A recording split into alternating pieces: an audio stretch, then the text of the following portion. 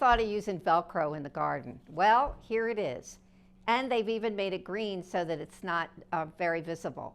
This is Velcro that you can cut in different sizes to whatever to fit your needs. But it works, you take it around your plant and you attach it like this and your plant is secure. This is a wonderful product. I've used this for years and I just love it. So it's cheap, it's easy, it's reusable, and it works in your garden and it doesn't damage your plants.